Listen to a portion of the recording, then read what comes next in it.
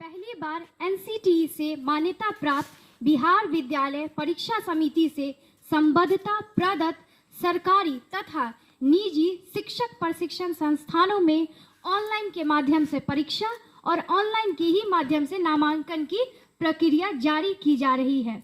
यह सत्र 2022 से 24 के आवेदकों के लिए है, जिनका एग्जाम 14 सितंबर 2022 से 20 सितंबर 2022 तक ऑनलाइन के माध्यम से जारी किया गया था, जिसका रिजल्ट अब प्रकाशित हो चुका है। इस समय राज्य में एनसीटीई से मान्यता प्राप्त और बीएसईबी के कुल 307 शिक्षक प्रशिक्षण संस्थान हैं। रिजल्ट के प्रकाशित होने के बाद आवेदकों के मन में बहुत सारे सवाल हैं, बहुत सारे संशय हैं। आप सभी के सवालों और संशय को दूर करने के लिए हम डाइट पूसा के 21-23 के प्रशिक्षु, मैं आरफीन अफसर, मेरे साथी प्रशिक्षु प्रफुल्ल प्रिय और कैमरामैन प्रिंस कुमार झा, आप सभी का हमारे YouTube चैनल पर स्वागत करते हैं। हमारे YouTube चैनल से ज़्यादा लोग जुड़े ताकि अधिक से अधिक जानकारी उन तक पहुंच सके और उनके सभी सवालों का निवारण हो सके। इस नामांकन की पूर्ण जानकारी के लिए और आपके सभी सवालों के निवारण के लिए हम राज्य के उत्कृष्ट शिक्षक प्रशिक्षण संस्थान डाइट पूसा के प्राचार्य महोदय श्री मनोज कुमार सर से मिलते हैं।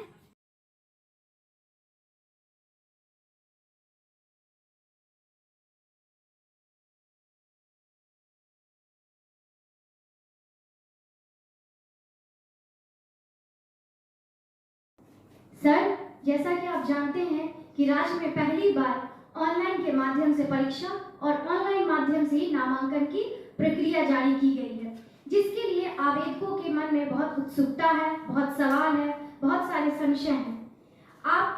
हम सब मिलके उनके सभी सवालों और संशयों का निवारण आपके द्वारा करना चाहते हैं। आइए बैठिए। Thank you sir. Sir, DElEd प्रवेश परीक्षा के रिजल्ट के प्रकाशन के बाद अब नामांकन के इच्छुक आवेदकों को आगे क्या करना होगा? सत्र 20-22 के लिए जो नामांकन की प्रक्रिया चल रही है, तो रिजल्ट प्रकाशन के बाद बिहार विद्यालय परीक्षा समिति द्वारा आवेदकों के स्कोर कार्ड को जारी किया गया है और जो विज्ञप्ति बिहार विद्यालय परीक्षा समिति द्वारा नामांकन प्रक्रिया के लिए जारी की गई है, उसके अनुसार अब सभी आवेदकों को जो नामांकन लेने के इच्छुक हैं, उनको बिहार विद्यालय परीक्षा समिति के वेबसाइट पर जाकर उनके पोर्टल को ओपन करना होगा और उस पोर्टल में अपने यूजर आईडी और पासवर्ड के द्वारा लॉगिन करके एक कॉमन एप्लीकेशन फॉर्म फिल करना होगा।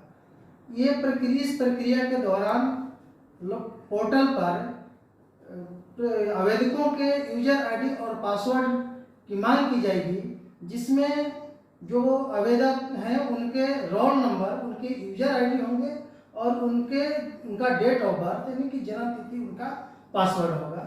और इस यूजर आईडी और पासवर्ड के माध्यम से लॉगिन जब करेंगे आवेदक, तो एक कॉमन एप्लीकेशन फॉर्म निकलेगा, उनके सामने प्रेजेंट होगा और उस कॉमन एप्लीकेशन फॉर्म को एप्लीकेंट फिल करेंगे और उसके बाद फिर उसकी सारी एंट्रीज उसमें डाली जाएगी और तब फिर वो प्रोसेस नामांकन का वो आगे बढ़ेगा। धन्यवाद सर।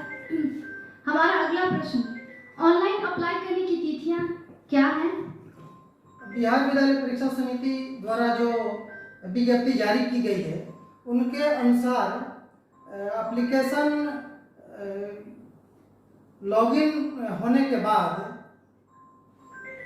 21 अक्टूबर 2022 से 28 अक्टूबर 2022 के बीच उनका कॉमन एप्लीकेशन फॉर्म फिल होगा। इन अवधि के बीच नामांकन के इच्छुक हरेक प्रशिक्षु को अपना यूजर आईडी और पासवर्ड के द्वारा कॉमन एप्लीकेशन फॉर्म को फिल करना होगा। कॉमन एप्लीकेशन फॉर्म भरते वक्त क्या क्या सावधानियां अपनानी होगी? कॉमन एप्लीकेशन फॉर्म इस सत्र के नामांकन के लिए एक महत्वपूर्ण फॉर्म है। जिसमें त्रुटि होने पर एप्लीकेंट को बहुत परेशानी का सामना करना पड़ सकता है। तो कॉमन एप्लीकेशन फॉर्म भरते समय बहुत ही सावधान रहने की आवश्यकता होगी। उसमें जितने एंट्रीज अपेक्षित है वो सारे एंट्रीज को सावधानी से फिल करना होगा। और सबसे इम्पोर्टेंट कि नामांकन के लिए उस कॉमन एप्लीकेशन फॉर्म में एप्लीकेंट से उनके नामांकन के संस्थानों की वरीयता मांगी जाएगी। वरीयता का आशय है कि किस संस्थान में नामांकित होने का वो सर्वोच्च प्राथमिकता एप्लीकेंट देता है, तो उसी अनुसार वो कॉमन एप्लीकेशन फॉर्म को फिल करेंगे। कई बार होता है कि कॉमन एप्लीकेशन फॉर्म या वरीयता का निर्धारण करते वक्त प्रशिक्षु लापरवाही करते हैं या सीरियस नहीं रहते हैं और फिर उनका चयन बहुत दूर के संस्थानों में हो जाता है या ऐसे संस्थानों में हो जाता है जहां उनके द्वारा प्रशिक्षण प्राप्त करना कठिन हो जाता है और फिर वो काफ़ी परेशान हो जाते हैं। तो मेरी ये व्यक्तिगत सलाह होगी कि हर एक एप्लीकेंट जो इस सत्र में नामांकन कराना चाहता है वो अन्य एंट्रीज फिल करने के साथ ही जो कॉलेजों का लिस्ट है, संस्थानों का जो लिस्ट की वरीयता देनी है, तो वो अपने अभिभावक से चर्चा करके, अपने शुभचिंतकों से चर्चा करके ये देखेंगे कि कहाँ पर वो प्रशिक्षण प्राप्त करने में ज़्यादा अनुकूलित महसूस करते हैं और उसी अनुरूप अपनी वरीयता उसमें पुट करेंगे। सर, इसी संबंधित मेरा एक प्रश्न है। कॉमन एप्लीकेशन फॉर्म भरने के बाद नामांकन की प्रक्रिया कैसे होगी? कॉमन एप्लीकेशन फॉर्म भरने के बाद एप्लीकेंट के स्कोर कार्ड, उनकी कैटेगरी, संस्थान में उपलब्ध रिक्तियों की संख्या और गवर्नमेंट के रिजर्वेशन पॉलिसी के अकॉर्डिंग प्रशिक्षुओं के लिए कॉलेज या संस्थान का चयन किया जाएगा और चयनित संस्थान में नामांकन हेतु उनको इंटीमेशन लेटर जारी किया जाएगा, जिसे प्रिंट आउट करके कैंडिडेट संबंधित संस्थान में जाएंगे और वहां पर उस संस्थान के नॉर्म्स के अकॉर्डिंग, उस संस्थान की गाइडलाइन के अनुरूप वहां पर वो नामांकन प्राप्त करेंगे। सर, एक और प्रश्न। चयनित संस्थान में नामांकन के समय आवेदकों को कौन कौन से सर्टिफिकेट देने होंगे, कौन से ओरिजिनल होंगे और कौन से डुप्लीकेट होंगे? बहुत महत्वपूर्ण सवाल है। प्रशिक्षु या एप्लीकेंट इसके संदर्भ में बहुत परेशान रहते हैं कि नामांकन के समय कौन कौन से सर्टिफिकेट आवश्यक होना चाहिए या किन कौन से सर्टिफिकेट की मांग की जा सकती है। तो डीएलएड कोर्स में नामांकन के लिए जो अभी प्रक्रिया तय की गई है, इसके तहत हर एक प्रशिक्षु को नामांकन से पहले कुछ जो प्रमाण पत्र है उनको तैयार रखना चाहिए, क्योंकि इनकी वहाँ संस्थान में नामांकन का वक्त मांग की जाएगी। जैसे जो प्रशिक्षु कॉमन एप्लीकेशन फॉर्म फिल करेंगे उसका एक प्रिंट आउट वो निकाल लेंगे और उस कॉमन एप्लीकेशन फॉर्म के प्रिंट को अपने पास रख लेंगे। उसके साथ ही बिहार विद्यालय परीक्षा समिति द्वारा संबंधित विद्यालय में उनके नामांकन का एक इंटीमेशन लेटर जारी किया जाएगा। उस इंटीमेशन लेटर को भी एप्लीकेंट डाउनलोड कर लेंगे और उसे अपने पास रख लेंगे। इसके अलावे मैट्रिक का अंक प्रमाण पत्र, मैट्रिक का मूल प्रमाण पत्र, 12वीं का अंक प्रमाण पत्र, 12वीं का मूल प्रमाण पत्र, इसके साथ साथ कास्ट सर्टिफिकेट यदि वो रिजर्वेशन कैटेगरी से बिलोंग्स करते हैं, प्रवचन प्रमाण पत्र यदि वो बिहार विद्यालय परीक्षा समिति के अलावे किसी अन्य बोर्ड के द्वारा वो 12वीं यदि उत्तीर्ण हैं तो उनके लिए प्रवचन सर्टिफिकेट, इनकी माइग्रेशन सर्टिफिकेट की आवश्यकता होगी और इसे एप्लीकेंट मूल रूप में संस्थान लेकर के जाएंगे। साथ ही इन सभी प्रमाण पत्रों की 2-2 सेट 6 प्रति भी अपने पास लेकर के जाएंगे और 5 पासपोर्ट साइज का कलर फोटो, ये नामांकन के लिए आवश्यक प्रपत्र होगा, जिसे हर एक एप्लीकेंट नामांकन नामांकन वाले विद्यालय में, संस्थान में लेकर के अवश्य जाएंगे। सर, नामांकन शुल्क कितना होगा और संस्थान के द्वारा इसे किस रूप में लिया जाएगा? और नामांकन शुल्क बिहार में जितने गवर्नमेंट सेक्टर में संस्थान संचालित हैं द्विवर्षीय कोर्स के तहत, उसमें गवर्नमेंट ने नामांकन शुल्क जनरल, बीसी और ईबीसी कैटेगरी के लिए प्रथम वर्ष में 11,500 रुपया निर्धारित की है और एससी और एसटी कैटेगरी के लिए 7,000 रुपया निर्धारित की है। तो डाइट पुसा में नामांकित होने वाले हर एक प्रशिक्षुओं से जो इस जनरल, बीसी और ईडब्ल्यूएस कैटेगरी से बिलोंग करेंगे उनको 11,500 रुपये पे करना होगा और एससी एसटी कैटेगरी के कैंडिडेट्स को 7,000 रुपये नामांकन शुल्क के रूप में पे करना होगा। डाइट पुसा हर एक संस्थान के फीस लेने की प्रक्रिया अलग अलग हो सकती है। डाइट पुसा में एप्लीकेंट के अधिकतम सुविधा का ख्याल किया जाएगा। एप्लीकेंट चाहे तो इन कैश नामांकन शुल्क कार्यालय को जमा करके रसीद प्राप्त कर सकते हैं या संस्थान का अकाउंट नंबर प्रदर्शित किया जाएगा सूचना के रूप में। उस अकाउंट नंबर में वो ऑनलाइन पेमेंट करके भी स्लिप कार्यालय में जमा कर सकते हैं। यदि कोई आवेदक प्रथम सूची में नाम आने के बाद निर्धारित समय के अंदर नामांकन नहीं करवाता है तो क्या नामांकन के लिए पुनः अवसर प्रदान किया जाएगा? इस नामांकन प्रक्रिया में प्रथम चयन सूची में जिन जिन एप्लीकेंट्स का नाम आ गया है, यदि इस अवधि के बीच में सूची में शामिल एप्लीकेंट नामांकन नहीं कराते हैं तो फिर उन्हें दोबारा अवसर प्रदान नहीं होगा। यदि ऐसा है तो अब किसी आवेदक को अपने सर्वोच्च वरीयता वाले संस्थान में नामांकन का अवसर प्राप्त न हो और दूसरे किसी संस्थान में नामांकन करवाना पड़े तो वह अपने पसंदीदा संस्थान में कैसे नामांकन ले पाएगा? इम्पोर्टेंट प्रश्न है आपका। कई एप्लीकेंट को इस दौर से गुजरना पड़ेगा।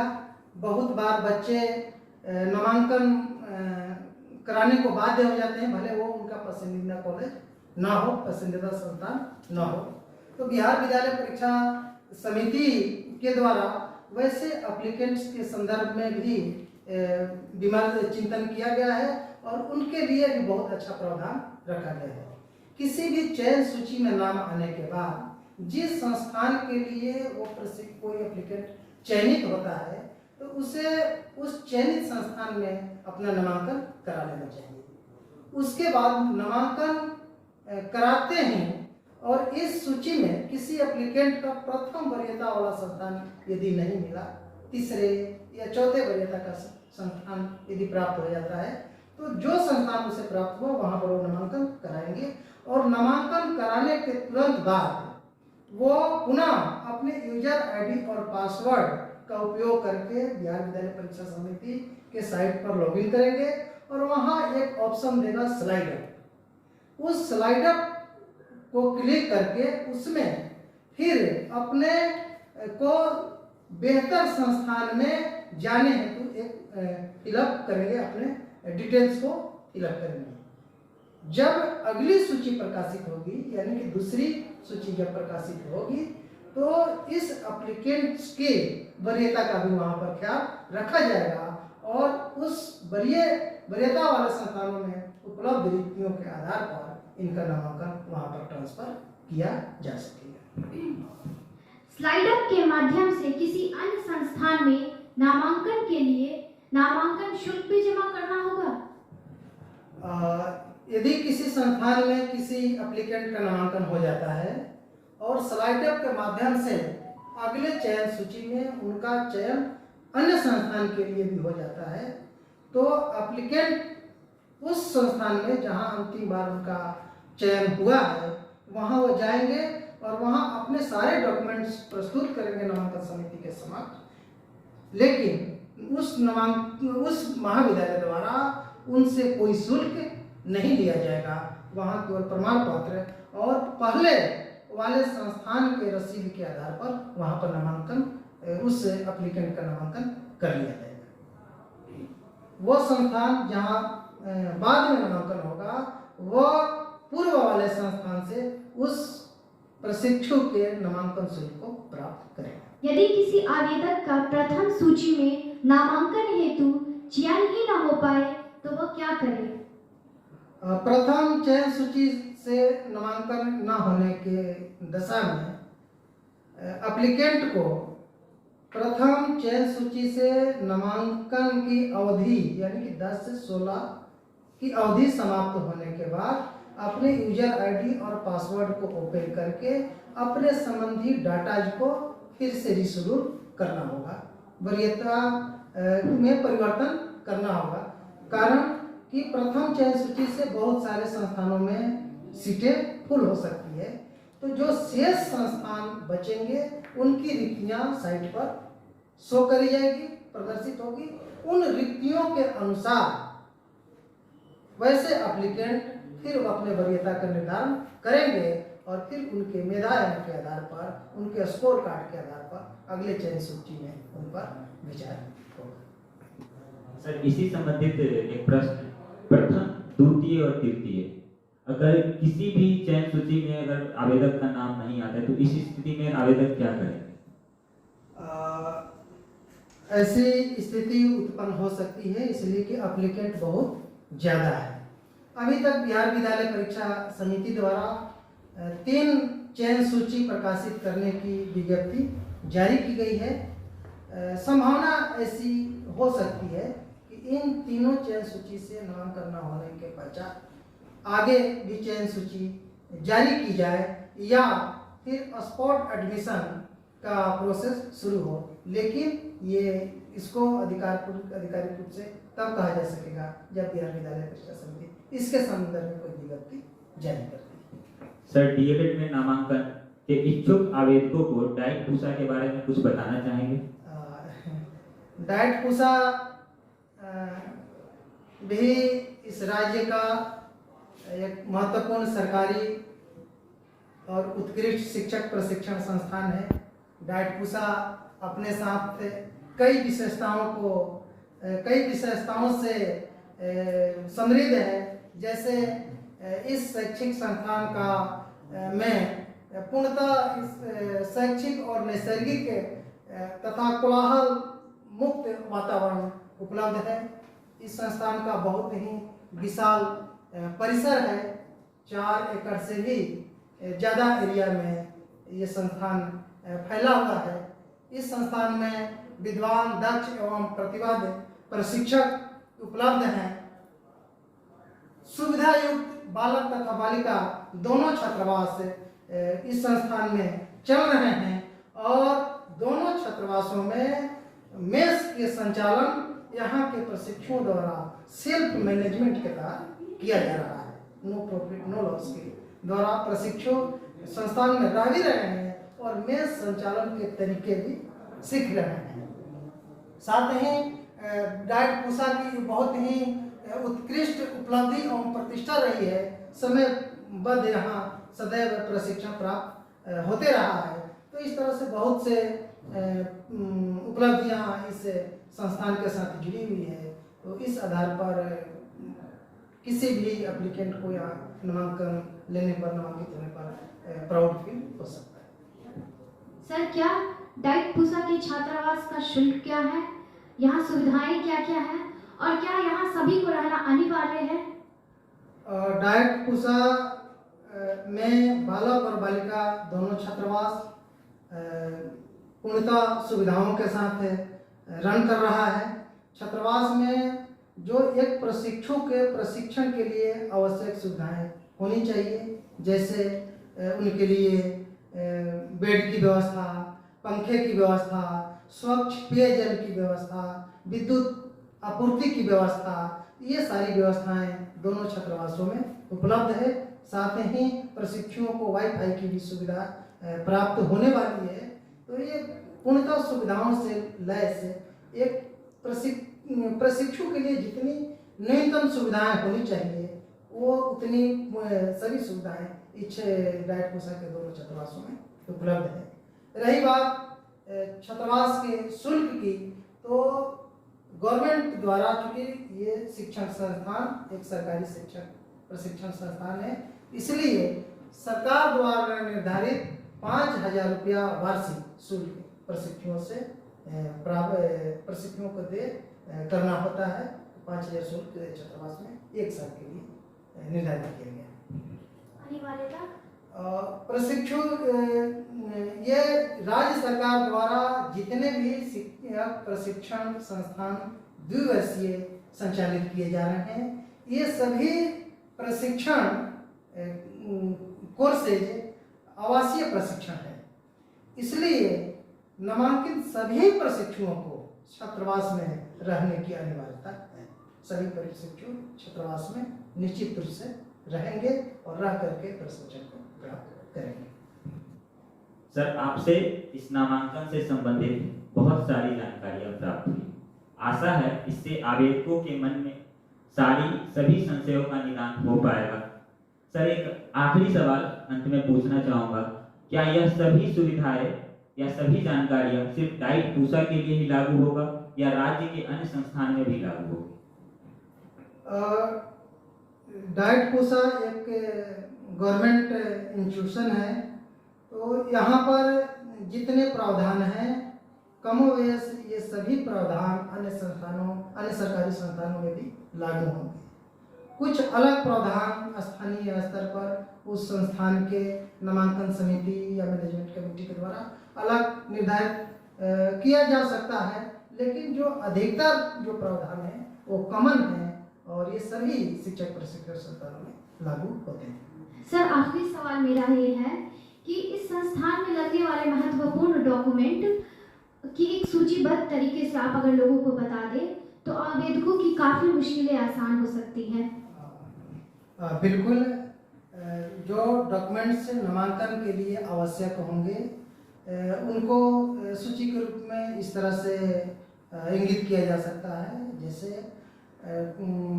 कॉमन एप्लीकेशन फॉर्म का डाउनलोड कॉपी, कैंडिडेट के इंटीमेशन लेटर की downloaded copy, matric marksheet, matric का सर्टिफिकेट, 12th का मार्कशीट, 12th का सर्टिफिकेट, CLC माइग्रेशन सर्टिफिकेट और एक अफिडेविट जिसमें इस बात का उल्लेख हो कि मैं संस्थान के अनुशासन का पालन करते हुए 85 कम से कम 85% उपस्थिति के साथ प्रशिक्षण को प्राप्त करूंगा।